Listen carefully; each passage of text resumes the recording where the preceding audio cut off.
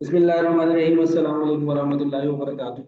अच्छा बच्चों, आज जो हम लोग क्लास कंडक्ट करने जा रहे हैं, क्योंकि सुबह जो है वो एफएससीआर का पेपर है आप लोगों का। ठीक है, अल्लाह ताला आप लोगों को कामयाबी अता फरमाए। काफी सारे स्टूडेंट्स मुझे पूछ रहे हैं सर एक क्लास रख लें जिसमें आप ना मतलब कि ये क्लास जो हम रख रहे हैं, ये क्लास कोई नई चीज पढ़ाने के लिए नहीं रख रहे, या आप लोगों की जो प्रॉब्लम्स हैं या जो क्वेश्चंस हैं उनको डिस्कस करने के लिए नहीं रख रहे, वरना तो पूरी रात निकल जाएगी और वो प्रॉब्लम जो है वो खत्म नहीं होगी। ये क्लास जो हम रख रहे हैं, बेसिकली इसका जो कंसेप्ट है वो ये है कि एंड टाइम पर आकर हम लोगों ने किन किन चीजों को रिवाइज करना है, किन किन चीजों को देख कर जाना है। ठीक है, तो एक एक आईएएस जो है वो एक एक स्टैंडर्ड जो है वो हम लोग थोड़ा थोड़ा डिस्कस कर लेंगे कि उसके अंदर क्या क्या चीजें इंपॉर्टेंट है और क्या क्या चीजें जो है वो आ सकती है। ठीक है, पहले जो है वो हम बात करेंगे मेन आपके जो स्टैंडर्ड्स हैं, पहले हम उनको देख लेंगे। ठीक है, फिर उसके बाद जो है वो हमारे जो छोटे छोटे आईएएस स्टैंडर्ड्स हैं हम उनको देख लेंगे। क्लियर?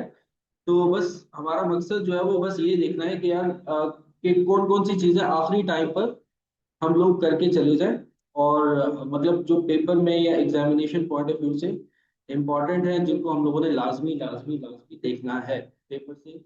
आप पहले एक नजर जिसको आप लाजमी देख कर जाओ, ये सारी चीजें जो है वो आ रही होती है अक्सर औकात एग्जाम में आ रही होती है। वैसे तो आपका जो पेपर है वो एफएसीआर का है और प्रोफेशनल स्टडीज में हो तो कुछ भी आ सकता है, एग्जामिनर कुछ भी टेस्ट कर सकता है जो आपके सिलेबस में। अच्छा, पहले हम बात कर लेते हैं इंटेंजिबल एसेट्स में। ठीक है, इंटेंजिबल एसेट्स आईएएस 38 है आप लोगों के पास। ठीक है, इसमें से आप लोगों ने देख लेना है कि भाई आप लोगों को क्या क्या चीजें जो है वो कवर अप करनी है। एक तो इंटेंजिबल एसेट के अंदर आप लोगों के सामने ये 6 पॉइंट्स आ रहे होंगे, जिसमें आप जो है वो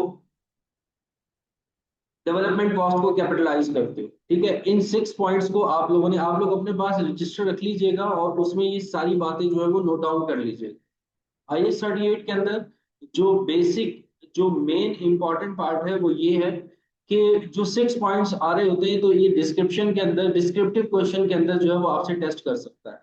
ये 6 पॉइंट्स जो है वो एग्जामिनर आपसे डिस्क्रिप्टिव के अंदर टेस्ट कर सकता है। ठीक है, तो इन पॉइंट्स को आप लोगों ने देख लेना है। ठीक है, फिर उसके बाद आगे चलते हैं।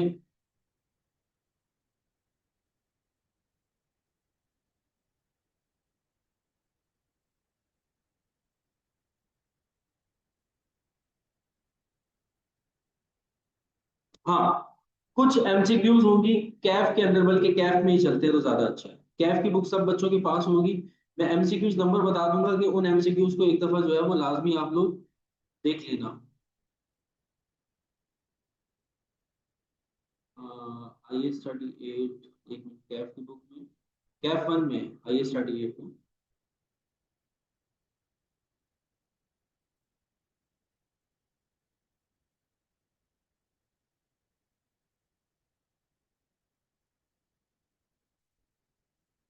हाँ, कैफ कैफ 5 में, सॉरी, चैप्टर नंबर 1 होगा कैफ 5 में।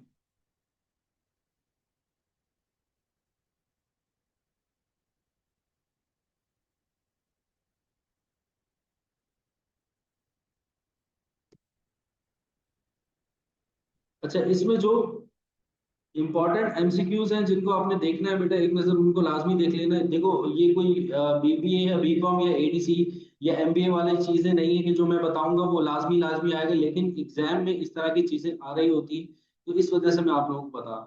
बाद में ये नहीं कहना कि सर ने जो है वो खराब कर दिए, सर सिर्फ आखिरी एक रात पहले आप लोगों को ये चीजें बता रहे हैं। ठीक है, तो आप लोगों के पास पूरा एक टाइम था पढ़ने।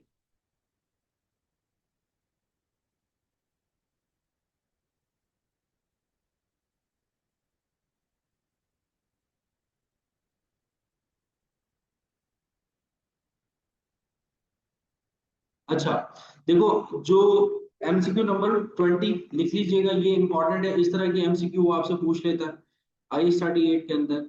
एमसीक्यू नंबर 20 कैप 5 में एमसीक्यू नंबर 20, इसको एक दफा सॉल्व कर लीजिएगा। और इसके अलावा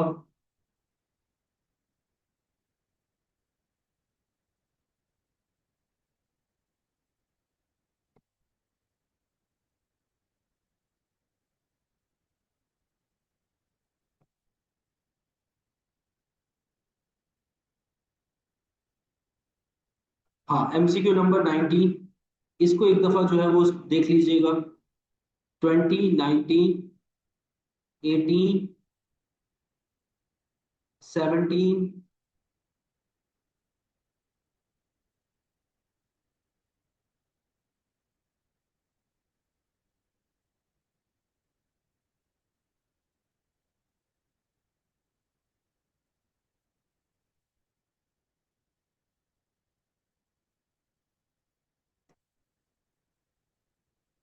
एमसीक्यू नंबर 9।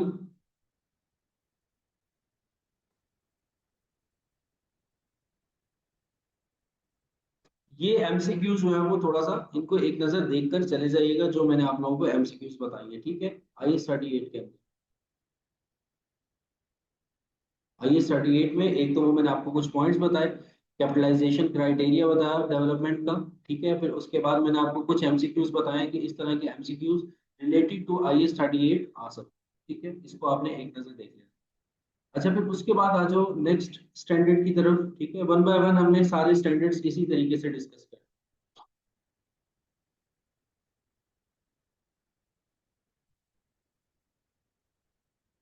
IFRS 15 पे आ जाओ। IFRS 15, ठीक है। अब IFRS 15 के अंदर क्या क्या चीजें इंपॉर्टेंट हो सकती है। सिर्फ 38 जी, अभी सिर्फ 38 ही स्टार्ट हुआ। बेटा साथ साथ फैसल भाई सॉल्व नहीं कर सकते यार, पूरी रात निकल जाएगी इसमें, पॉसिबल ही नहीं है साथ साथ सॉल्व करना। साथ साथ सॉल्व करेंगे तो मतलब हर बच्चे ने अपना अपना भी पढ़ना है ना। IFRS 15 के अंदर बेटा ये जो 5 पॉइंट्स थे कि आप रेवेन्यू को कब रिकॉग्नाइज करते हो, ये 5 पॉइंट जो है ये इंपॉर्टेंट है डिस्क्रिप्टिव पॉइंट ऑफ व्यू से। इसको एक नजर कर लीजिएगा, ठीक है। 5 पॉइंट्स कौन कौन से हैं। Identify the contract, identification of performance obligation, determine the transaction price, allocation the transaction price, फिर इसके बाद है recognise the revenue when the entity satisfy the performance obligation, ठीक है। ये 5 पॉइंट्स जो है वो मोस्ट इंपॉर्टेंट है। मैंने अपने नोट्स में भी जब मैंने पढ़ाया था, और इसका इसके लेक्चर्स भी जो है वो यूट्यूब पे अवेलेबल होंगे, IS 38 के भी लेक्चर्स अवेलेबल होंगे यूट्यूब, तो वहां से भी आप लोग देख सकते हो अगर किसी को पढ़ना चाहते हो। तो ये 5 पॉइंट्स इंपॉर्टेंट है, इनको मैंने बहुत ज्यादा डीप में समझाया था। डीप में इतना ज्यादा जाने की जरूरत नहीं है। इसके अलावा जो इसमें क्वेश्चन आ सकता है ना, वो कंस्ट्रक्शन कॉन्ट्रैक्ट से आ सकता है। कंस्ट्रक्शन कॉन्ट्रैक्ट से आ सकता है। कंस्ट्रक्शन कॉन्ट्रैक्ट से आ सकता है। और एक और बात, देखो इस तरह का जो सवाल होता है ना कि जो आप लोगों ने किया होगा, ये पूरी क्लास सिर्फ उन स्टूडेंट्स के लिए जिन लोगों ने पढ़ा होगा, ठीक है। एक दफा उनके लिए रिमाइंडर हो जाएगा कि यार किन किन चीजों को हम लोगों ने डिस्कस कर। देखो, रेवेन्यू रिकॉग्नाइज करने के एक कुछ क्वेश्चंस आप लोगों ने किए होंगे कि आप अपनी कुछ प्रोडक्ट को जो है वो एक साथ सेल करना जा रहे हो, और उसको जब आप सिंगल सेल करते हो तो उसकी अपनी एक इंडिविजुअल भी एक प्राइस है, एक सेलिंग प्राइस है, और फिर आप उसको कंबाइन करके क्या कर रहे हो, सेल कर रहे हो। कंबाइन करके क्या कर रहे हो, सेल कर रहे हो। इस तरह के एमसीक्यूज ना बहुत ज्यादा देखे गए हैं कि इस तरह के एग्जामिनर जो है वो टेस्ट कर लेता है कि मतलब कि ABC, जैसे आपके सामने ये क्वेश्चन आ रहा होगा, बी लोटो लिमिटेड है, और ये C1 C2 C3, इसकी 3 प्रोडक्ट है। एक प्रोडक्ट की इंडिविजुअल प्राइस 1 लाख है, 90,000 है, और 1,10,000 है। और फिर ये क्या कर रहा है कि अगर वो कंबाइन करके सेल कर रहा है तो वो 2,60,000 रुपए का सेल कर रहा है। तो अब रेवेन्यू को किस तरीके से आपने एलोकेट करना है हर प्रोडक्ट के अंदर, इस तरह का क्वेश्चन जो है वो लाजमी एक दफा कर लीजिएगा, ठीक है। 5 पॉइंट्स हो गए, एक इस तरह का क्वेश्चन हो गया, इसको आप लोगों ने एक दफा कर लेना है। फिर उसके बाद आ जाओ, नेक्स्ट है contract from revenue. Contract from revenue जो है वो फेमस क्वेश्चन है इसमें से। Sorry, contract construction contract, revenue from construction contract. Input method होता है और आउटपुट मेथड होता है। ज्यादातर जो एग्जामिनर टेस्ट करता है वो आउटपुट मेथड जो है वो टेस्ट करता है, ठीक है। आउटपुट मेथड मतलब कि क्या होता है कि आपको एक्सटर्नल आकर आपको जो है वो एक परसेंटेज बता रहा होता है कि भाई इस पे आपने जो है वो रेवेन्यू को रिकॉग्नाइज करना। अब इसमें वो आपसे एग्जामिनर क्या क्या चीजें पूछ सकता है।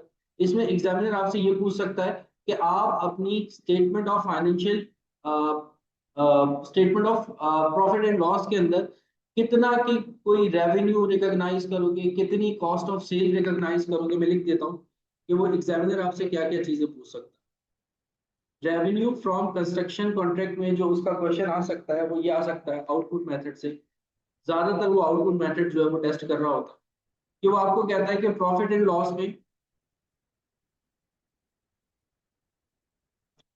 लॉस में आप अपना रेवेन्यू कितना रिकॉग्नाइज करोगे। इसके अलावा जो है वो कॉस्ट ऑफ सेल आप कितनी रिकॉग्नाइज करोगे। और जो आपकी बैलेंस शीट होती है यानी कि स्टेटमेंट ऑफ फाइनेंशियल पोजीशन,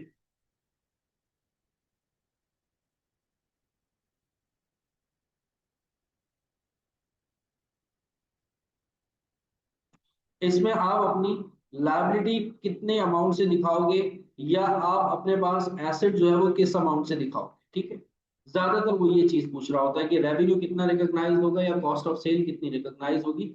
लेकिन अल्टरनेटिवली वो आपसे वो ये भी पूछ सकता है फाइनेंशियल स्टेटमेंट के अंदर की लायबिलिटी या एसेट जो है वो आप अपना कितना दिखाओ। तो ये IFRS 15 में टोटल ये चीजें। अच्छा, अब कैप पे आ जाओ। कैप पे आ जाओ। ये बात क्लियर हो गई, सबने अपने पास लिख ली कि क्या क्या चीजें हमें जो है वो रिव्यू करनी है एंड में आके।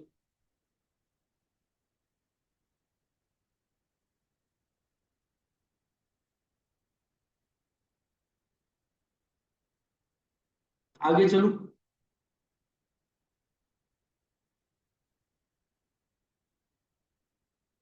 आगे चलूं, मैसेज पे यस कर दो। ठीक है जी। ठीक है जी। ठीक है जी। अच्छा जी, अब आ जाओ कैफ पे कि कैफ में वो आपसे क्या क्या चीजें पूछ सकता है, कौन कौन से MCQs रिलेटेड टू टॉपिक आ सकते हैं हमारे पास IFRS 15 में।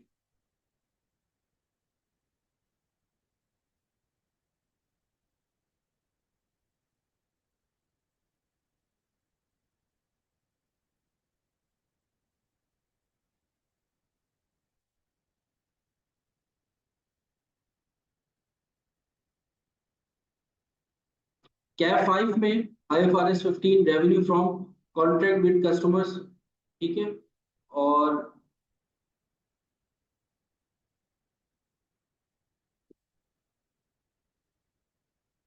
इसमें जो एग्जामिनर आपसे MCQs पूछ सकते हैं वो किस तरह की MCQs होती हैं, वैसे तो मैंने आपको बताया था शुरू में भी, जब हमारा बैच स्टार्ट हुआ था तो मैंने कहा था कि कैफ को लाजमी कर लेना और इसके अलावा ACCA को लाजमी कर लेना। MCQs नॉर्मली जो पूछे जा रहे होते हैं ना वो यहीं से ही पूछे जा रहे होते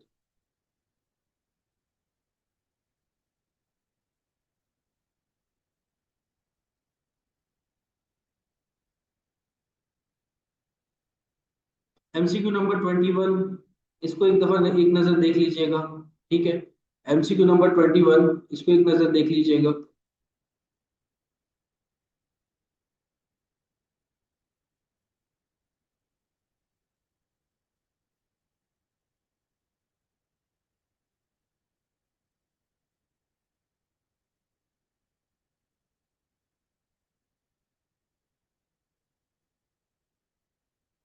MCQ नंबर 16, इसको एक दफा देख लीजिएगा। MCQ नंबर 16, इसको एक नजर देख लीजिएगा। MCQ नंबर 15 एक दफा देख लीजिएगा।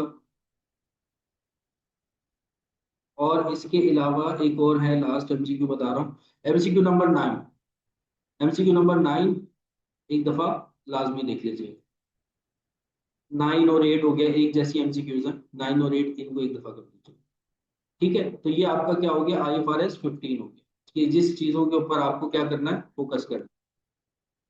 अब हम चलते हैं नेक्स्ट स्टैंडर्ड की तरफ। नेक्स्ट स्टैंडर्ड है हमारा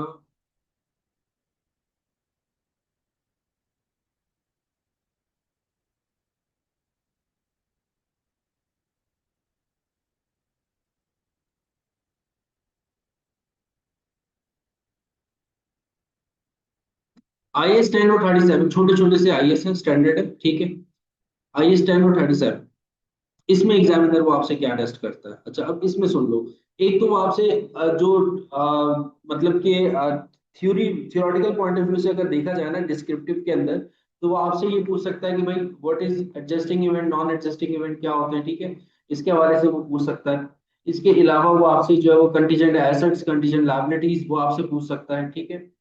तो ये डिस्क्रिप्टिव में आ सकता है, adjusting non adjusting event, contingent asset और कंटीजेंट लायबिलिटीज। और मेरे हैंडआउट में भी इसकी आपको डेफिनेशंस वगैरह मिल जाएंगी। और दूसरी बात, वो आपसे जो है वो पूछ ये सकता है कि आपको कुछ एक सिनेरियो बनाकर दे दे, और वो आपसे ये पूछे कि बताओ कि ये इवेंट आपका एडजस्टिंग है कि नॉन एडजस्टिंग है। ठीक है, एक सिनेरियो बना के दे दे। अब वो सिनेरियो जो है वो कौन कौन से हो सकते हैं, और मैंने डिफरेंट केसेस जो है वो अपने लेक्चर के अंदर करवाए थे। केस नंबर 1 हो गया, केस नंबर 2 हो गया, कि अगर आपका डेटर जो है वो डिफॉल्ट कर जाता है, अगर कोई कंपटीटर आपका जो है वो न्यू प्रोडक्ट जो है वो लॉन्च कर रहा होता है, या फिर अगर आप अपनी इन्वेंट्री को जो है वो एंडिंग इन्वेंट्री को जब आप अपने रिकॉर्ड करने जा रहे होते हो, तो इससे रिलेटेड जो है वो आपसे एमसीक्यू जो है वो पूछ सकता है। ठीक है, हाँ, और इसके अलावा डिग्री ऑफ प्रोबेबिलिटी कि कब आपका इवेंट जो है वो वर्चुअल सर्टेन होगा, कब आपका इवेंट जो है वो प्रोबेबल होगा, कब आपका इवेंट जो है वो पॉसिबल होगा, कब रिमोट में आएगा, मतलब कि ये आपसे कैटेगरीज जो है वो पूछ सकता है एमसीक्यू के अंदर। तो ये IS 10 और 38 होगी। ठीक है, दोबारा रिपीट कर दूं या आ गया समझ में?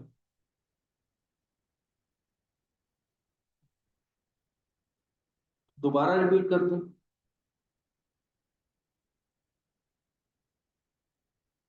क्लियर है, ठीक है जी, आ गया सब। नो सर, ठीक है जी, ठीक है जी, ठीक है जी, ये आ गया। अब आ जाओ नेक्स्ट, जो आपके most important, very very most important topic आपका लीज हो गया। एग्जामिनर का फेवरेट टॉपिक है। ठीक है, आप पेपर देखोगे कल, एक ना एक क्वेश्चन इसमें से लाजमी पूछा हो। ठीक है, अब लीज के अंदर क्या होगा, लीज के अंदर जो नॉर्मली एग्जामिनर वो आपसे जा रहा होता है ना, वो लेसोर के अंदर नहीं जा रहा होता, लेसी के अंदर जाता है। लेसोर कह लो, या इसको आप जो है वो लेसर कह लो। लेसर के अकाउंटिंग ट्रीटमेंट में इतना वो नहीं जा रहा होता, ज्यादातर वो जो जा रहा होता है वो लेसी के अंदर जा रहा होता है। अच्छा, लेसोर के बारे में भी पूछ ले, एहतियातन करके चले जाओ, मैन्युफैक्चरर के अंदर जो है वो, या डीलर के अंदर नहीं जाता। ठीक है, मैन्युफैक्चरर या डीलर के अंदर नहीं जाता। अब इसके अंदर क्या क्या चीजें वो आपसे पूछ सकता है। देखो, एक अमोर्टाइजेशन शेड्यूल मैंने आप लोगों को कई दफा जो क्वेश्चंस करवाए, उसके अंदर जो है वो मैंने आपको बता दिया कि खास तौर पे जब आप पेपर अटेम्प्ट कर रहे हो, तो इसके अंदर आप लोगों ने ये देखना है कि आपकी एनईटी जो है वो ड्यू है। ठीक है, एनईटी आपकी ड्यू है, या फिर क्या होती है, एक तो एनईटी ड्यू होती है और दूसरा क्या होती है, ऑर्डिनरी होती है। ऑर्डिनरी है या ड्यू है, उसको देखते हुए आपने क्वेश्चन को पढ़ना है कि ऑर्डिनरी आपकी ड्यू है या फिर ऑर्डिनरी, यानी कि आप जो पेमेंट कर रहे हो वो शुरू से ही पेमेंट कर रहे हो, या फिर आप ईयर एंड में पेमेंट कर रहे हो। दूसरी चीज जो एग्जामिनर वो आपसे पूछता है, जैसे अगर 4 साल है, 4 साल में वो आपसे, जैसे सपोज करो कि हमारे पास ईयर है 2006, 2007, 2008, 2009। ठीक है, अब वो आपको कह रहा है कि आपका 4 साल का जो है वो लीज का एक कॉन्ट्रैक्ट है। अब लीज के कॉन्ट्रैक्ट के अंदर 4 साल में वो आपसे कहता है कि 2008 का बताओ कि आपकी करंट लायबिलिटी क्या हो। 2008 की आपकी करंट लायबिलिटी क्या होगी, तो वेरी नेक्स्ट ईयर हमारी करंट लायबिलिटी होती है, यानी कि 2009 का जितना भी अमाउंट होगा वो हमारे लिए क्या होगा, करंट लायबिलिटी के अंदर शामिल होता है। और अगर वो आपसे पूछता है कि भाई 2007 का बताओ कि करंट लायबिलिटी क्या होगी, तो वेरी नेक्स्ट ईयर जो है वो हमारा क्या होता है, करंट लायबिलिटी होता है। और उससे अगला जो होता है वो हमारे लिए क्या होता है, लॉन्ग टर्म लायबिलिटी। ठीक है, तो इस तरीके से वो आपसे एग्जामिनर पूछ सकता है कि current liability, non current liability क्या है आपकी, लीज के अंदर ये पूछ रहा है।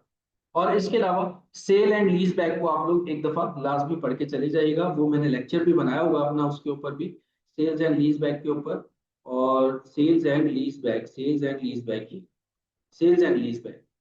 ठीक है, और इसमें जो है वो आपको डिफरेंट डिफरेंट फार्मूलाज लगाने पड़ते हैं। बस, मैन्युफैक्चर को भले मत करके जाइएगा, मैन्युफैक्चर इतना जो है वो एग्जामिनर नहीं टेस्ट करेगा।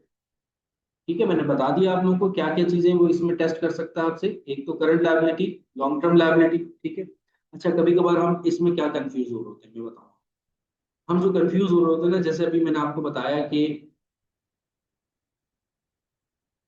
हमें आदत होती है क्वेश्चन करते वक्त हमें आदत होती है क्वेश्चन करते वक्त, हमने जो पढ़ा होता है वो ये पढ़ा होता है कि सर 2006 से स्टार्ट हो रहा है, ठीक है, तो 2007 हमारे लिए क्या होगा, करंट लायबिलिटी होगी।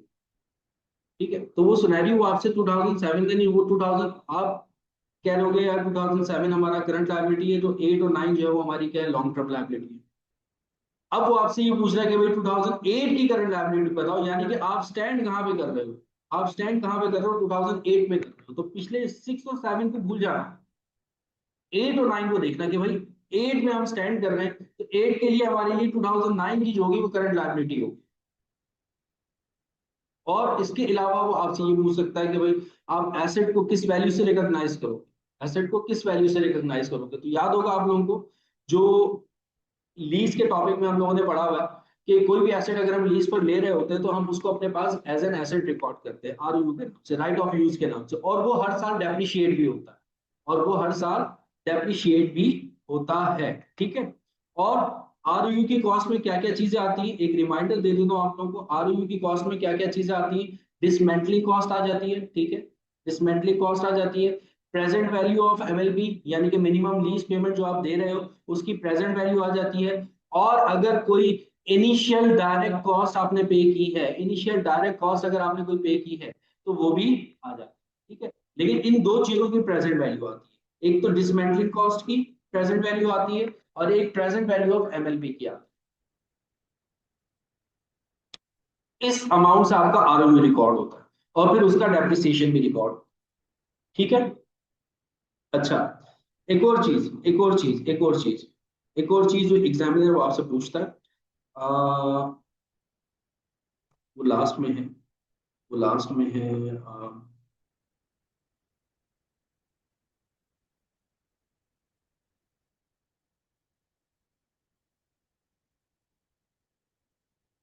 हाँ, ऑपरेटिंग लीज के हवाले से, ऑपरेटिंग लीज के हवाले से। ठीक है, ऑपरेटिंग लीज जो है वो स्ट्रेट लाइन पे होता है। ठीक है, इसको एक नजर देख लीजिएगा, ऑपरेटिंग लीज में क्या होता है, जैसे सपोज करो कि पहले साल आपने पेमेंट की है 1 लाख, दूसरे साल जो है वो आप फर्स्ट और सेकंड ईयर आप पेमेंट कर रहे हो 1 लाख, थर्ड ईयर में आपने 1,50,000 पेमेंट की है, और फोर्थ ईयर में आपने 80,000 जो है वो आपने पेमेंट की है। और लीज जो है वो लीज टर्म आपकी क्या है, 4 ईयर्स है। ऑपरेटिंग लीज जो है वो ऑपरेटिंग लीज का सवाल है, फाइनेंशियल लीज का सवाल नहीं। ठीक है, तो अब यहाँ पर आप जो है वो अपने पास रेंटल को किस अमाउंट से रिकॉर्ड करो। ऐसा नहीं है कि अगर पहले साल आप और दूसरे साल 1-1 लाख पेमेंट जो है वो कर रहे हो तो आप रेंटल को 1-1 लाख से रिकॉर्ड करोगे, नहीं। जो थ्रू आउट द पीरियड आपने पेमेंट करनी है उन सब का टोटल करोगे। जैसे कि आपने थ्रू आउट द पेमेंट जो करनी है वो 4,30,000 की पेमेंट करनी है 4 साल में, उसको डिवाइडेड बाय 4 करके हर साल की जो आप इनकम अपने पास रिकॉर्ड करोगे वो ये करो। ठीक है, इस तरह का क्वेश्चन भी एग्जामिनर आपसे टेस्ट कर सकता है ऑपरेटिंग लीज। तो ये लीज का टॉपिक हमारा हो गया cover. Sir, present value of MLP निकालने का एक ही फॉर्मूला है, बिल्कुल एक ही नहीं, दो formula. Present value of MLP निकालने के दो फार्मूलाज हैं। अगर तो देखो भाई आपका जो है वो एनईटी ड्यू है, या वो डिपेंड करता है, या फिर वो आपका ऑर्डिनरी है। ऑर्डिनरी है तो उसका फार्मूला क्या है, मैं फार्मूला दिखा देता हूँ, उसका स्क्रीनशॉट ले लिया।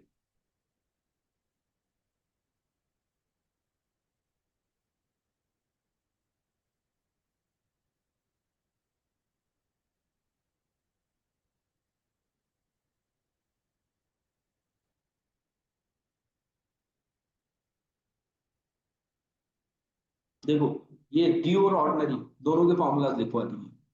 ड्यू क्या होता है, आप start start of the agreement payment कर रहे होते हो, और ऑर्डिनरी में क्या होता है, एंड ऑफ द ईयर आप पेमेंट कर रहे हो। तो ड्यू और ऑर्डिनरी दोनों के फार्मूलाज मैंने बता दिए। ड्यू और ऑर्डिनरी, ये ड्यू का फार्मूला है और ये ऑर्डिनरी का फार्मूला, दोनों सेम है, बस ड्यू के अंदर एक फैक्टर जो है ये वाला लग जाता है।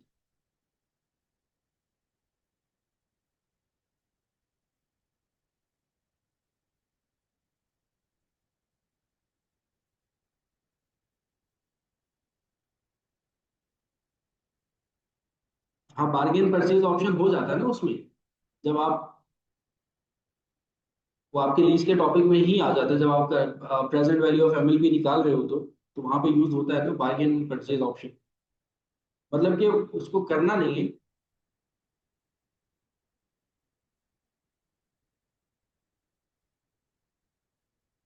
वो तो ये डिसाइड कर रहा होता है ना एसिड आपके नाम पे होगा कि नहीं।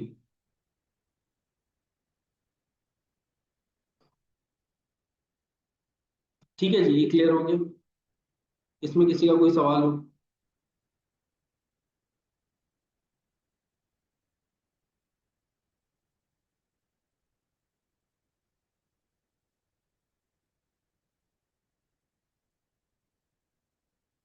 अच्छा, लास्ट फार्मूला ये है कि लास्ट फार्मूला जो था वो भी प्रेजेंट वैल्यू ही निकाली जाती है। तीन फार्मूलाज थे ना, ड्यू, ऑर्डिनरी, फिर उसके बाद एक और नीचे एक फार्मूला बताया हुआ था।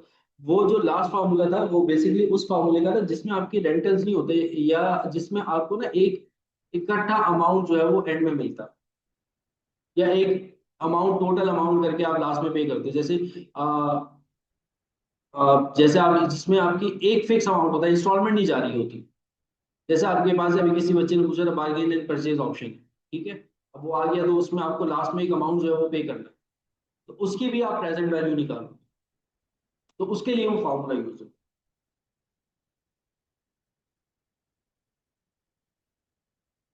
जी, गारंटीड रेजिडुअल वैल्यूज आपके।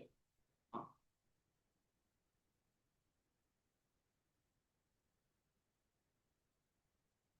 या डिसमेंटलिंग कॉस्ट हो गई, ठीक है, उसके लिए डिसमेंटलिंग कॉस्ट में भी एक ही अमाउंट है जो 4 साल बाद 5 साल बाद आपको पे करना है, तो उसकी भी आप क्या करोगे, प्रेजेंट वैल्यू निकालो। अच्छा जी, अब आ जाओ आप, नेक्स्ट है आपके पास IAS 12 income tax, most important topic, examiner का फेवरेट टॉपिक है, एग्जामिनर का फेवरेट टॉपिक है इनकम टैक्स का, ठीक है। अब इसमें वो आपसे एग्जामिनर क्या पूछता है भाई, साफ सी जो बात है, इसमें आपको डेफर्ड टैक्स की कैलकुलेशन आनी चाहिए। इसके आज डायरेक्टली एमसीक्यूज पे, जो ज्यादातर वो आपसे एग्जामिनर जो टेस्ट कर रहा होता है ना, वो एमसीक्यूज टेस्ट कर, मतलब क्वेश्चन पूरे बना के ले रहा होता है, लेकिन उस तरह के क्वेश्चंस होते हैं जो मैं अभी आप लोगों को दिखा रहा हूँ। एक मिनट, आ जाओ। IAS 12 इनकम टैक्स 351 कैप 5 में।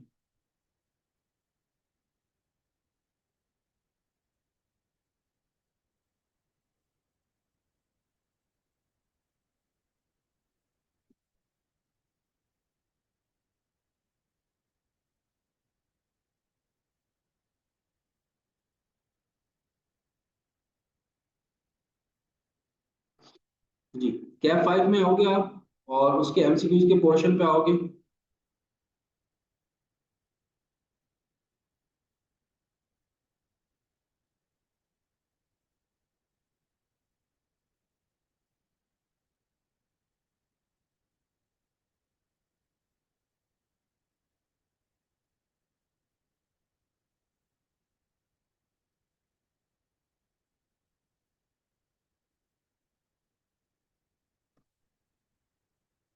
जैसे कि MCQ नंबर 4 हो गया, MCQ नंबर 5 हो गया,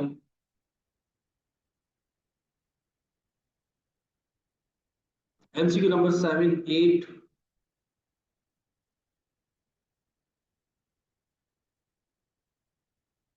MCQ नंबर 9, ये कुछ एमसीक्यूज हैं, इनको लाजमी कर लेना। 9 8 7 6, 6 नहीं है, 5 और 4, 5 4 7 8 और 9, ठीक है। ये कुछ एमसीक्यूज हैं, इनको आप लाजमी कर लेना, जिसमें देखो ये होता है कि जो अगर ओवर प्रोविजनिंग हुई भी है पिछले साल, या अंडर प्रोविजनिंग हुई है, उसको आप एडजस्ट करते हो, इस साल का करंट टैक्स निकालते हो, लेजर बनाकर करंट टैक्स, वो डेफर टैक्स निकालते हो। अब वो डेफर टैक्स आपकी इनकम भी निकल सकता है, वो आपका एक्सपेंस भी हो सकता है। अगर इनकम होगा तो आप अपने करंट टैक्स में से माइनस कर देते हो, और अगर वो आपका रिसीवेबल होता है, इनकम सॉरी एक्सपेंस होता है, यानी कि लायबिलिटी होती है, तो उसको आप ऐड कर देते हो। ये एक पूरा प्रोसीजर होता है, ठीक है। तो और ओवर प्रोविजनिंग होगी, पिछले साल अगर आपने ज्यादा रिकॉर्ड कर लिया तो इस साल के करंट टैक्स में से वो माइनस हो जाएगा। और अगर अंडर प्रोविजनिंग है, पिछले साल अगर आपने कम रिकॉर्ड कर लिया तो इस साल के करंट टैक्स में वो क्या हो जाएगा, ऐड, ठीक है। तो ये कुछ बातें थी इसके अंदर। जिसको आपने एक दफा देखकर जाना है।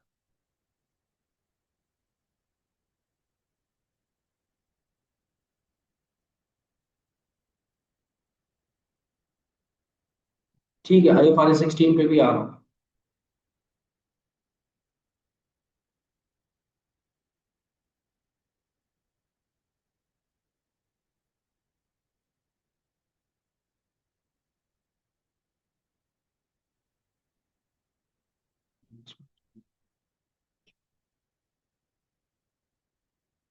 इन्वेस्टमेंट इनकम मतलब कि बेटा,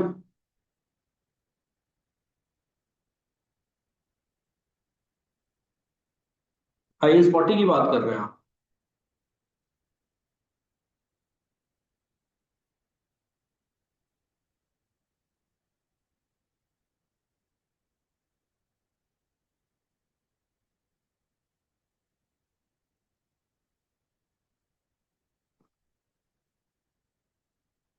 अच्छा, अब आ जाओ नेक्स्ट। नेक्स्ट कौन सा भी हमने देखना है? Borrowing cost. देखो, ये कुछ टॉपिक्स हैं जो एग्जामिनर के फेवरेट फेवरेट टॉपिक्स हैं, जो मैंने आप लोग को बताए हैं, जिसमें आपके पास इनकम टैक्स हो गया, लीज हो गया, बोरोइंग कॉस्ट हो गई, ठीक है, IFRS 15 हो गया, कैश फ्लो हो गया। ये कुछ टॉपिक्स ऐसे हैं जो इनटेंजिबल एसेट हो गया। तो ये एग्जामिनर के फेवरेट फेवरेट टॉपिक्स हैं, इनको आपने लाजमी करना है। अच्छा, और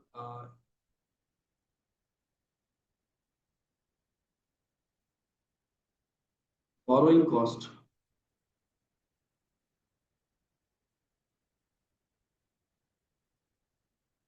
बोरोइंग कॉस्ट मैंने करवाई तो थी आप लोगों को।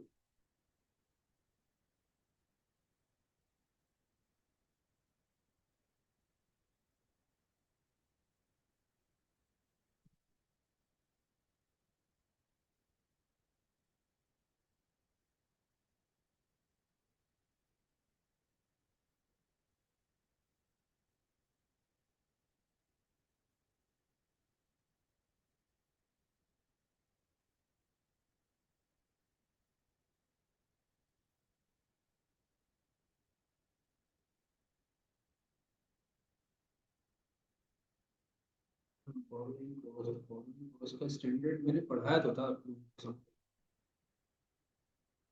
IS 23 करवाया था ना सबको मैंने।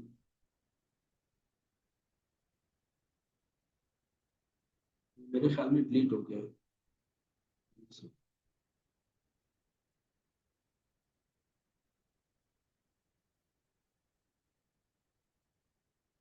चलो, बोरोइंग कॉस्ट पे आ जाओ। बोरोइंग कॉस्ट भी एग्जाम पर पूछता है, IS 23।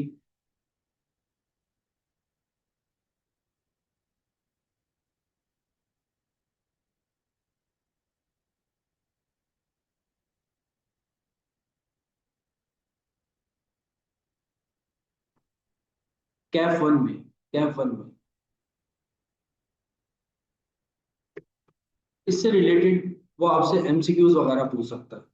अब देखो, बोरोइंग कॉस्ट में सबको शेयर हो रही है ना ये फाइल? हाँ, हो। अब बोरोइंग कॉस्ट के अंदर आपको क्या क्या करके जाना है ये देख लो। जी बिल्कुल, कंसल्टेशन भी किया जाता है टेस्ट, लेकिन इतना ज्यादा डीप में नहीं किया जाता। नॉर्मल कंसल्टेशन होती है, वो आप एसएल के अंदर जाकर डिटेल में पढ़ोगे।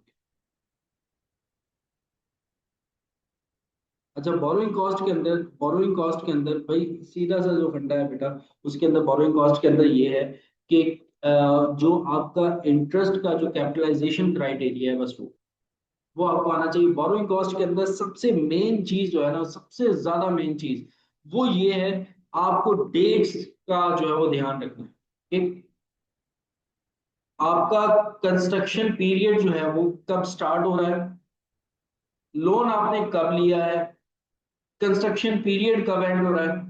इन चीजों का ध्यान रखना है। ये एक छोटी सी बात है, वो मैं लिख देता हूँ यहाँ पर। देखो, इस स्टैंडर्ड में जैसे सपोज करो आपने जनवरी को लोन लिया है, जनवरी 1 को 2006 के अंदर आपने जाकर के लोन लिया, और जो आपका कंस्ट्रक्शन पीरियड जो है वो स्टार्ट हो रहा है मार्च में। मार्च की 1 को 2006 के अंदर आपने अपना कंस्ट्रक्शन पीरियड जो है वो स्टार्ट किया। दिसंबर 31 को आपका ईयर एंड हो रहा है। तो जो कैपिटलाइजेशन क्राइटेरिया है, बस आप लोग को ये याद रखना है, ये जो पीरियड है यहां से लेकर के यहां तक का, ये जो पीरियड है यहां से लेकर के यहां तक का, it may be gone on profit and loss state, profit and loss state. इससे रिलेटेड जो भी इंटरेस्ट एक्सपेंस होगा या इंटरेस्ट इनकम होगी, वो आप सारी की सारी कहां लेके जाओगे, statement of profit and loss. अब यहाँ मार्च 1 से लेकर के अब ये जो हमारा क्राइटेरिया स्टार्ट हुआ, यहां से लेकर के यहाँ तक का, आइदर वो हमारी स्पेसिफिक बोरोइंग है या फिर वो हमारी जनरल बोरोइंग, दोनों आपका जो भी इंटरेस्ट है, इनकम है या इंटरेस्ट एक्सपेंस है, वो क्या होगा, कैपिटलाइज होगा। वो क्या होगा, कैपिटलाइज होगा। ठीक है। तो अब एग्जामिनर वो आपसे क्या पूछेगा इसके अंदर, भाई आप बता दो कि इसमें प्रॉफिट एंड लॉस स्टेटमेंट में जो है वो क्या चीजें जाएंगी, क्या अमाउंट जाएगा। तो आप देख लेना कि कंस्ट्रक्शन पीरियड कब स्टार्ट हो रहा है, उससे पहले का जितना भी अमाउंट है वो सारा का सारा प्रॉफिट एंड लॉस के अंदर लेके जाओ, उसका इंटरेस्ट हो गया या उसकी इनकम हो। और कंस्ट्रक्शन पीरियड लेट सपोज जब एंड हो रहा है, लेट सपोज अगर हमारा कंस्ट्रक्शन पीरियड एंड हो रहा है नेक्स्ट ईयर जाकर के मई में, मई में जाकर के हमारा कंस्ट्रक्शन पीरियड जो है वो एंड हो रहा है 2007 जनवरी से, तो इससे आगे का जितना भी होगा वो भी कहाँ जाएगा, प्रॉफिट एंड लॉस में। तो जो आपका कंस्ट्रक्शन पीरियड का जो टाइम पीरियड होता है, बस उस टाइम की जो कॉस्ट है, इंटरेस्ट की हो इनकम की हो, वो आपकी क्या होती है, कैपिटलाइज होती है। इंटरेस्ट क्या होता है, ऐड हो जाता है, और इनकम क्या हो जाती है, माइनस हो जाती है। ठीक है। तो ये बस इस बात का ध्यान रखना है। आगे का यानी कि कंस्ट्रक्शन पीरियड के बाद का जो भी इंटरेस्ट है वो भी क्या जाएगा, प्रॉफिट एंड लॉस में जाएगा, वो भी कहाँ जाएगा, प्रॉफिट एंड लॉस में जाएगा। और इससे पहले का जितना है वो भी कहाँ जाएगा, प्रॉफिट एंड लॉस में। इससे पहले का जितना है वो भी कहाँ जाएगा, प्रॉफिट एंड लॉस में। बस ये चीज है कि प्रॉफिट एंड लॉस पूछ लेता है कि भाई वो statement of profit and loss में क्या अमाउंट लेके जाओगे, या फिर वो आपको ये कहता है कि आप कितना अमाउंट जो है वो कैपिटलाइज करो बोरोइंग कॉस्ट के। तो कैपिटलाइजेशन पीरियड वही है जो कि हमारा कंस्ट्रक्शन पीरियड है, वो हमारा कैपिटलाइजेशन पीरियड। और इससे आगे का या इससे पीछे का जितना भी है वो कहाँ जाता है, प्रॉफिट एंड लॉस में। और इसके अलावा अगर कोई ऐसी सिचुएशन आ जाती है जहां पर हमारा कंस्ट्रक्शन जो है वो स्टॉप हो जाता है, स्टॉपेज आ जाती है हमारे कंस्ट्रक्शन के अंदर, तो अगर तो वो कंस्ट्रक्शन पार्ट, अगर तो वो स्टॉपेज पार्ट ऑफ कंस्ट्रक्शन है, तो फिर तो आप कैपिटलाइज करोगे। और अगर वो पार्ट ऑफ कंस्ट्रक्शन नहीं है, तो फिर उसको भी आप कहाँ रिपोर्ट करोगे, प्रॉफिट एंड लॉस में। ये कुछ बातें थी बोरोइंग कॉस्ट के, जो छोटा सा करके मैंने आपको बता दिया कि पीछे का जितना भी है और आगे का जितना भी है वो सारा का सारा प्रॉफिट एंड लॉस में जाए।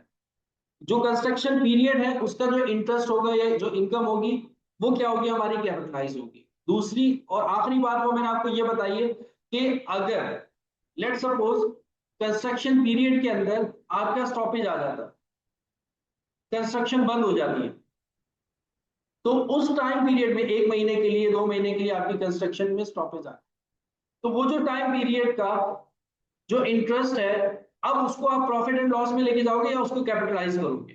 तो सर अगर वो time period part of construction है, तो उसको तो सर हम कहाँ लेके जाएंगे, कैपिटलाइज करेंगे। और अगर वो पार्ट ऑफ कंस्ट्रक्शन नहीं है तो फिर उसको हम कहाँ लेके जाएंगे, statement of profit and loss.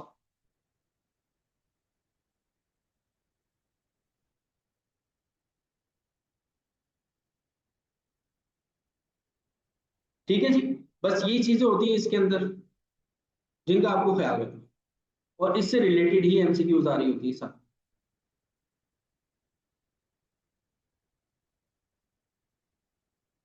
अब आ जाओ बेटा, एक और चीज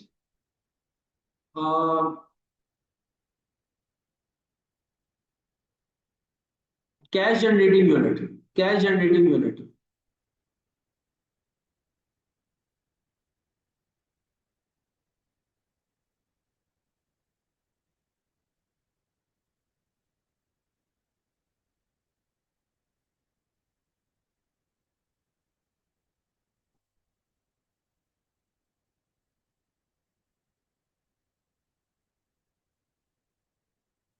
जी, कैश जनरेटिंग यूनिट।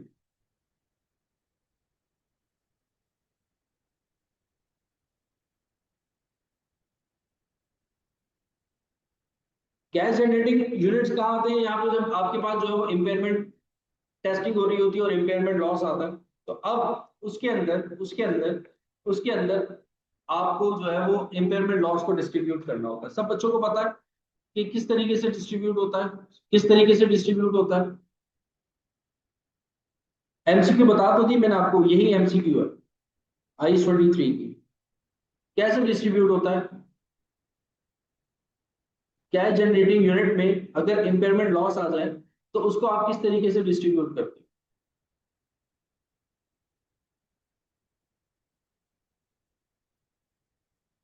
कैसे डिस्ट्रीब्यूट करते हो? कोई बता दे किसी के लिए, सबको पता लग जाएगा।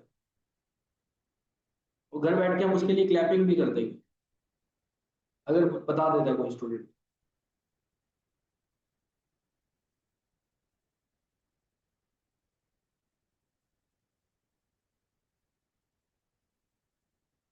रेशियो के हिसाब से डिस्ट्रीब्यूट करते हैं। सबसे पहले यही बात मैं पूछना चाहता था। सबसे पहले सर गुडविल को करेंगे।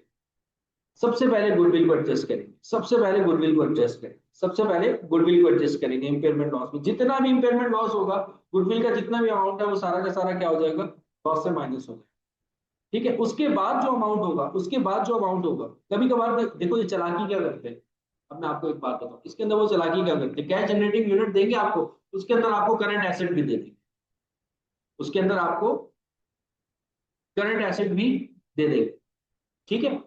अब आपके पास जो है वो गुडविल थी, आपने उसकी गुडविल के अंदर सारी की सारी इंपेयरमेंट कर दी, बाकी जो अमाउंट बच रहा है अब आप उसको डिस्ट्रीब्यूट करने जा रहे हो, तो भाई करंट एसेट के अंदर उसको डिस्ट्रीब्यूट मत करना। ठीक है। करंट एसेट के अंदर उसकी इंपेयरमेंट, करंट एसेट की इंपेयरमेंट नहीं होती, तो करंट एसेट के अंदर उसको डिस्ट्रीब्यूट मत करना। बाकी जितने एसेट्स होंगे, आपके फिक्स एसेट्स होंगे, उसके अंदर आपने क्या करनी होगी? इंपेयरमेंट करनी होगी, और जो उनकी बुक वैल्यू होगी उस वैल्यू के हिसाब से, उस रेशियो के हिसाब से आपको डिस्ट्रीब्यूट। ठीक है, तो ये कैश जनरेटिंग यूनिट का बेटा सवाल आ जाता है। याद देखो, सबके पेपर अलग अलग आ रहे होंगे, ठीक है, 4-5 पेपर्स घूम रहे होंगे कल। ठीक है, तो देख लेना उन 4-5 पेपर्स में कंफर्म है 100% कंफर्म है, कैश जनरेटिंग यूनिट का एक सवाल आएगा, लाजमी है। 5 नंबर का सवाल होगा। अब वो किसी की भी किस्मत में आ सकता है। ठीक है, मेरी दफा में जब मैंने जो है वो FACR का पेपर दिया था, 2 सवाल आए थे कैश जनरेटिंग। तो इस तरीके से वो आपसे पूछ सकता है एग्जाम में। तो कैश जनरेटिंग यूनिट को देख लेना एक नजर, कि भाई उसके अंदर सबसे पहले जो भी होगा वो गुडविल में जाएगा। ठीक है, और गुडविल के बाद जो बच जाएगा वो हम बाकी एसेट्स पे डिस्ट्रीब्यूट करेंगे, लेकिन करंट एसेट्स के अंदर नहीं करेंगे। गलती से करंट एसेट में उसको डिस्ट्रीब्यूट मत करते। और जो अमाउंट होगा वो कैसे डिस्ट्रीब्यूट होगा, वो सर बुक वैल्यू जो होगी उनकी, उस वैल्यू के हिसाब से डिस्ट्रीब्यूट होगा। अच्छा, कभी कभार ऐसा भी हो जाता है, एग्जामिनर आपको कहता है कि भाई जो है वो इम्पेयरमेंट लॉस जो है वो आपने इस स्पेसिफिक एसेट के अंदर जो है वो डिस्ट्रीब्यूट कर, इस स्पेसिफिक एसेट के अंदर, प्रॉपर्टी के अंदर जो है वो डिस्ट्रीब्यूट कर। तो सबसे पहले आप गुडविल को खत्म करोगे। गुडविल के बाद जो है गुडविल के बाद जो है आपको जो स्पेसिफिक एसेट अगर उसने बता दिया है, उस एसेट के अंदर आपने इंपेयरमेंट को खत्म करना है। फिर उसके बाद जो बाकी बच जाएगा, बाकी के जो एसेट्स होंगे, एक्सेप्ट करंट एसेट्स उनमें डिस्ट्रीब्यूट। ठीक है, तो ये आपका कैश जनरेटिंग यूनिट में से एक क्वेश्चन है। ये क्लास एंड में इस वजह से रख रहा हूं क्योंकि सबने पढ़ा हुआ है, तो अब मजा आ रहा है, सब बच्चों को समझ में आ रही है कि सर बात क्या कर रहा है। अगर ये क्लास सेशन के शुरू में रख देता तो फिर समझ में नहीं आती बात कि सर ने क्या क्या बातें की। तो अब ये होगा कि एक दफा रिमाइंडर आ जाएगा आप लोगों के लिए कि भाई ये चीजें होती हैं और इनको इस तरीके से किया जाता है। तो कैश जनरेटिंग यूनिट लाजमी कर लेते। अच्छा जी, फिर उसके बाद नेक्स्ट आ जाओ, कैश फ्लो स्टेटमेंट। भाई कैश फ्लो स्टेटमेंट में क्या चीजें होती है? ज्यादातर जो है वो आपका इनडायरेक्ट मेथड जो है वो टेस्ट कर रहा होता है। ठीक है, और इनडायरेक्ट मेथड में आपसे पूरी कैश फ्लो स्टेटमेंट नहीं पूछता हूँ। ठीक है, उसमें से आपसे वो एक्टिविटीज पूछ लेता है। ठीक है, अब वो कौन कौन सी एक्टिविटीज होती है, सब बच्चों को पता है कि कैश फ्लो स्टेटमेंट के अंदर सर हमारे पास 3 एक्टिविटीज होती है, ऑपरेटिंग होती है, इन्वेस्टिंग होती है और फाइनेंसिंग होती है। ज्यादातर जो वो आपसे पूछी जा रही होती है वो ऑपरेटिंग एक्टिविटीज पूछी जा रही होती है और इन्वेस्टिंग एक्टिविटीज पूछी जा रही होती है। तो ऑपरेटिंग और इन्वेस्टिंग एक्टिविटीज के ऊपर थोड़ा सा ज्यादा तवज्जो कीजिएगा, खास तौर पे ऑपरेटिंग एक्टिविटीज में, जिसमें हमने लॉस और gain of on disposal of asset किस तरीके से लेके जाना है, इनकम टैक्स को किस तरीके से लेके जाना है, डेप्रिसिएशन एक्सपेंस को किस तरीके से लेके जाना है। तो कैश फ्लो स्टेटमेंट में ये चीज है, पूरी कैश फ्लो स्टेटमेंट बना नहीं सकता। हाँ, इससे रिलेटेड अगर किसी को पढ़ना हो तो वो मेरे यूट्यूब चैनल पर IS 7 के हिसाब से जो है वो मैंने पूरी कैश फ्लो स्टेटमेंट जो है वो पढ़ाई हुई डिटेल में, मुश्किल मुश्किल आसान आसान सारे क्वेश्चंस करवाए, तो वो जाकर वहां पर देख सकता है। ठीक है। तो कैश फ्लो स्टेटमेंट में ये होता है। शेयर बेस्ड पेमेंट के अंदर क्या होता है? अब शेयर बेस्ड पेमेंट के अंदर बेटा सिंपल से सवाल आते हैं, ज्यादा कोई मुश्किल नहीं आते, क्योंकि शेयर बेस्ड पेमेंट जो है ना, IFRS 2, जो आपके पास जो टॉपिक है ना, वो IFRS 2 के नाम से नहीं है, बल्कि शेयर बेस्ड पेमेंट के नाम से। मतलब एक सिंपल सा क्वेश्चन होगा। इसके भी लेक्चर अगर देख लो, ये एक ही क्लास की, उसके अंदर मैंने कवर अप कर दिया था, तो वही करके चले जाओ तो बहुत है।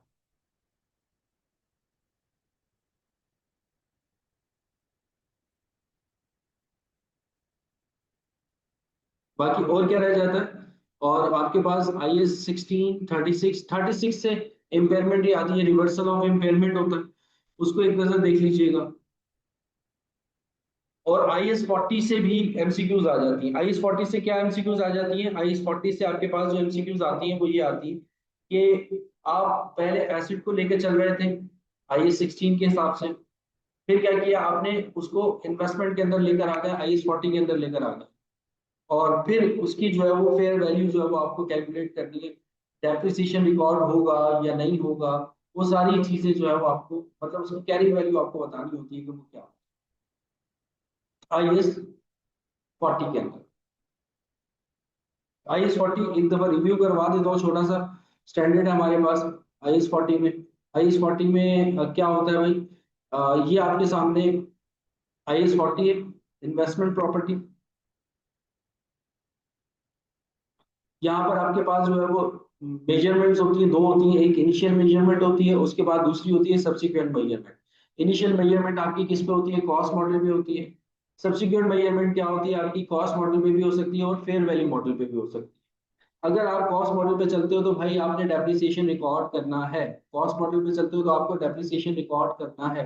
कॉस्ट मॉडल पे चलते हो तो आपको डेप्रिसिएशन रिकॉर्ड करना है। और अगर आप फेयर वैल्यू मॉडल पे चलते हो तो आपको डेप्रिसिएशन रिकॉर्ड करने की जरूरत नहीं है। फेयर वैल्यू मॉडल पे चलते हो तो डेप्रिसिएशन रिकॉर्ड करने की जरूरत नहीं है, क्योंकि हर साल हम क्या कर रहे होते हैं? रिवैल्यूएशन कर रहे होते हैं इसे। तो उसमें अगर इंक्रीज आएगा या डिक्रीज आएगा, अच्छा अगर इंक्रीज आ रहा है या डिक्रीज आ रहा है, उसको भी आप सरप्लस में काउंट नहीं करते हो, आप डायरेक्टली उसको कहाँ रिपोर्ट करते हो? Profit and loss account. ये आपके पास IS 40 है।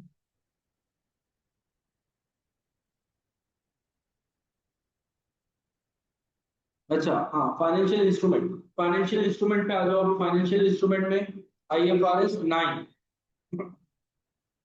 अभी तक मैंने अपने स्टूडेंट्स को पढ़ाया नहीं, तो उसके हैंड आउट नहीं होंगे। मैं वैसे आप लोगों को बता देता हूँ फाइनेंशियल इंस्ट्रूमेंट में वो कहाँ तक जा सकता है आपके पास।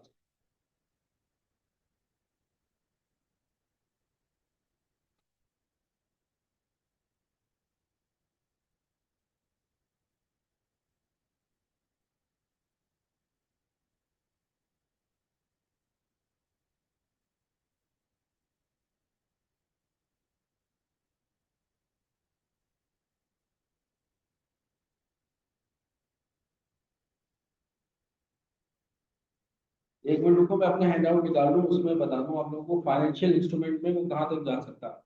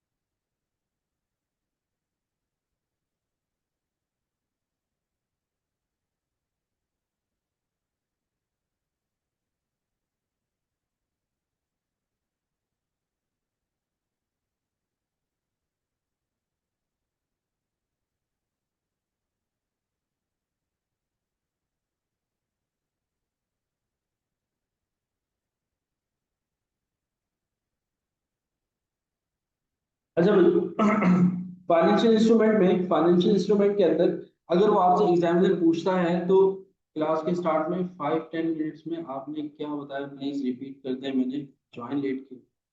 ठीक है, मैं बता दे मैंने कुछ जो भी बताया होगा 5 to 10 मिनट्स में वो मैं यूट्यूब पे अभी अपलोड कर दूंगा।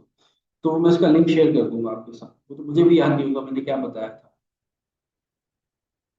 अच्छा, फाइनेंशियल इंस्ट्रूमेंट के अंदर देखो बेटा, फाइनेंशियल एसेट्स को लाजमी करके जाना, भले वो इक्विटी है या डेब्ट है, इनको लाजमी कर लेना।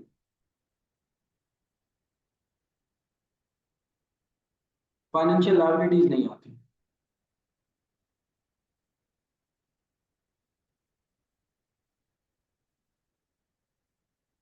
इंस्ट्रूमेंट में आपने क्या करना है फाइनेंशियल, और ये भी एमसीक्यूज आ रही होती है, इससे रिलेटेड क्वेश्चन नहीं होता। ऐसे ही आपका ये आपका IFRS 9 हो गया, IFRS 8 हो गया ऑपरेटिंग सेगमेंट, इससे भी रिलेटेड आपकी एमसीक्यूज आ रही होती है।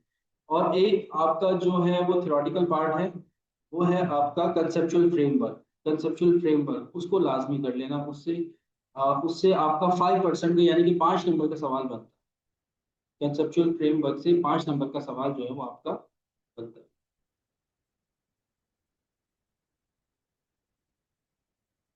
तो ये बेटा पूरा ओवरव्यू था आपके सिलेबस का, जिन जिन चीजों को आपने करके जाना है। ठीक है।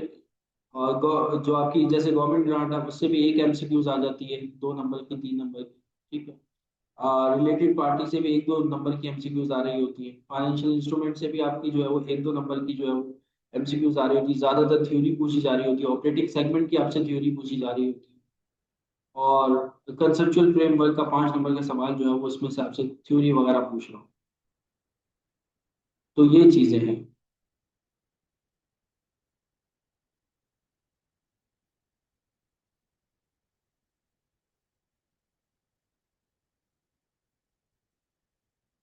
एक चीज भी मैं आपको दिखा रहा हूँ, 1 मिनट वो देख लो आप, उसका स्क्रीनशॉट ले लेना।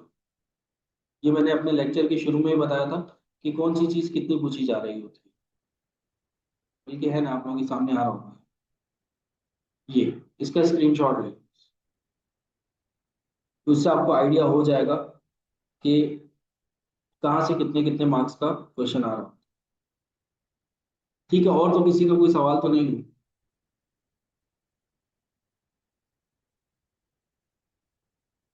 इन्वेंट्री में से 2 से 3 नंबर का, 4 नंबर का सवाल पूछ लेता है। ज्यादातर वो आपसे जो है वो पूछता है lower of cost and NRV। Consolidation से भी बिल्कुल आता है पेपर, लेकिन सिंपल कंसोलिडेशन होती है। हाँ, पूरा पढ़ के जाइएगा, कंसेप्चुअल फ्रेमवर्क ना पूरा पढ़ के जाइए। और ऑन वर्डिंग में लिखने की कोशिश कीजिए। कुछ चीजें हैं जिनको आप ऑन वर्डिंग में लिख सकते हो, जैसे कंसेप्चुअल फ्रेमवर्क है, ऑन वर्डिंग में लिख सकते हो। लेकिन IFRS जो आपके पास IFRS 5 है,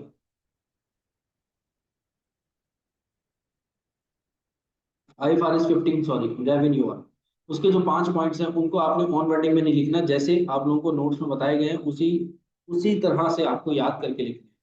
जैसे आपके पास I Starting 8 है, इंटेंजिबल एसेट, उसमें जो कैपिटलाइजेशन क्राइटेरिया, उसके जो 6 पॉइंट्स हैं जैसे बताए गए हैं उसी तरीके से लिखना है। उसको अपने ऑन वर्डिंग में मत लिखिए। बाकी पेपर जो है वो दोनों, मतलब दोनों पे करके आएगा, एक्सेल वाली शीट हो और जो ऊपर आपकी जो वर्ड फॉर्मेट वाली शीट होती है, दोनों पे कर लीजिएगा। करना किस तरीके से, आपको पेपर करना इस तरीके से है कि एक दफा अपने पास वो जो आपको एक एक्स्ट्रा शीट दे रहे होते हैं ना, जो मैनुअली आपको फिल करनी होती है, उस पर आपने पूरा क्वेश्चन अपना सॉल्व करना है। सॉल्व करने के बाद उसको आपने मैनुअली एक्सेल शीट पे क्या कर देना है, कॉपी कर देना है। जैसे आपने लिखा होगा वो एज इट इज कॉपी करना है, उसी को कॉपी करके ऊपर पेस्ट कर दीजिएगा डिस्क्रिप्शन में। अगर कॉपी पेस्ट का ऑप्शन ना आ रहा हो तो ऊपर दोबारा टाइप कर दीजिए। दोनों जगह पे करके आइए, लेकिन वहां का कैलकुलेटर मत यूज कीजिएगा, अपना कैलकुलेटर यूज कीजिए।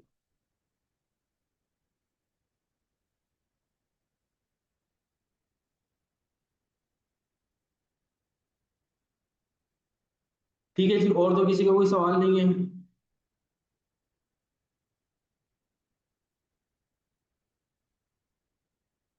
बस अल्लाह ताला हम लोग को कामयाबी अता फरमाए। ठीक है। और अल्लाह करे कि कल मेरे पास अच्छे अच्छे मैसेजेस आए कि सर पेपर बहुत अच्छा हुआ, शुक्रिया आपका बहुत बहुत। ठीक है, इस तरह के मैसेजेस आए, और उम्मीद करता हूँ सब बच्चे पास हो जाए। नहीं है, एक्सेल शीट पे बेटा कोई फार्मूला नहीं लगाना है, वो जो एक्सेल शीट है वो नाम की एक्सेल शीट है। ठीक है, उस पे आप फार्मूला मत लगाइएगा, अपने कैलकुलेटर से जो है वो कैलकुलेट करके लिखिए। ठीक है, सम कर रहे हो तो अपने कैलकुलेटर से कैलकुलेट करो।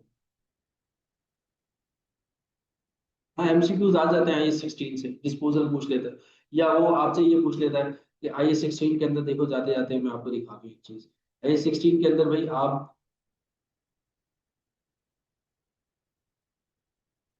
कॉस्ट मॉडल में इनिशियल मेजरमेंट कैसे होती है, कि किन किन चीजों को आप लेकर जाते हो, ये 3 पॉइंट्स मैंने लिखवाए थे अपने उसमें लेक्चर के अंदर, तो इनको देख लीजिएगा, ये जिनको आपने ऐड करना होगा।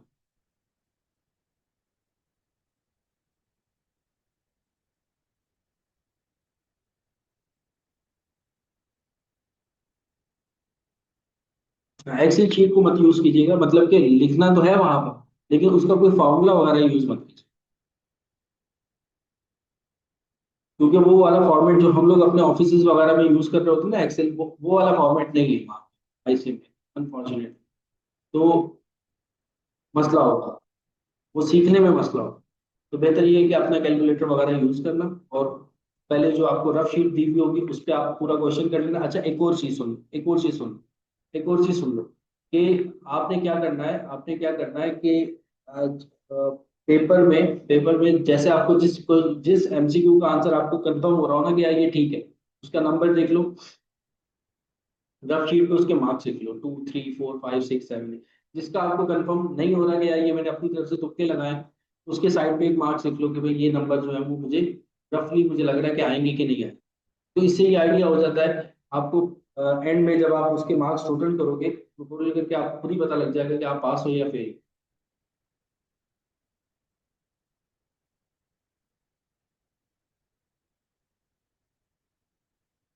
बिल्कुल होता है, इतना टाइम 2 मिनट तो लगते हैं, जैसे क्वेश्चन सॉल्व किया वर्कशीट पे 1 नंबर लिख दिया, 2 नंबर लिख दिए, 3 नंबर लिख दिए, 4 नंबर तो लिखने हैं आपको, उससे आपको आइडिया हो जाएगा, खुद की सेल्फ सेटिस्फेक्शन हो जाएगी। वरना आईसीएमए का पेपर देके जब आप निकल रहे होते हो ना, तो उसमें आपको नहीं पता होता कि यार मैं पास हूंगा कि फेल हूँ, और पूरे 15 20 दिन जब तक रिजल्ट नहीं आता तब तक इसी कंफ्यूजन में रहता। तो थोड़ी बहुत आइडिया हो जाता है उससे कि यार हम पास हो जाएंगे यार, या पेपर जो है वो रुक जाएगा।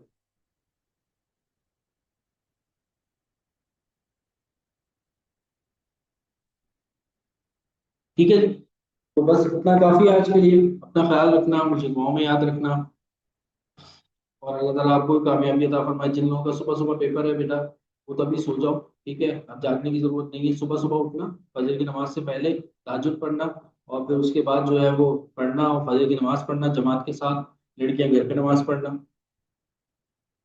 और अल्लाह ताला से दुआ करके निकलना। अब इतना स्ट्रेस लेने की जरूरत नहीं है। और जिनका सेकंड शिफ्ट में या थर्ड शिफ्ट में है, वो थोड़ा सा अभी जाग कर पढ़ सकते। बाकी यार अपने माइंड को इतना ज्यादा नहीं, कि बच्चे पूरी पूरी रात जाग के जाते हैं पेपर देने के लिए, तो आप लोगों का माइंड एफिशिएंटली काम ही नहीं कर रहा होता वहाँ। तो ना ही क्वेश्चन को इतनी जल्दी पिक कर पाते हो, और ना ही पेपर अच्छा होता है।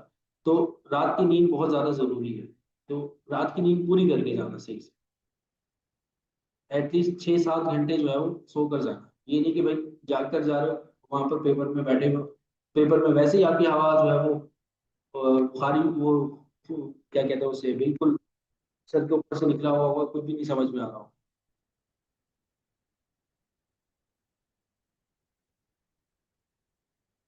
नींद लाजमी, नींद सो के लाजमी जाना।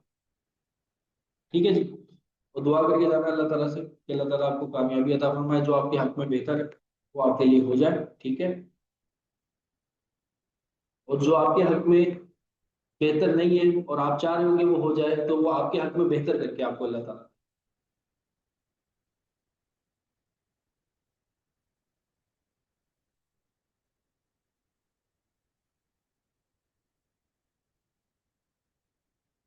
ठीक है जी, ठीक है जी। ग्रुप्स वगैरह में रेकमेंड वगैरह कर दिया करो यार, अगर कोई पूछ रहा हो कि एफएसआर और एएमए के अच्छे टीचर कौन से हैं, तो सर जाफर को रेकमेंड कर दिया करो। अपना ख्याल रखना, मुझे दुआओं में याद रखना। अल्लाह हाफ़िज़।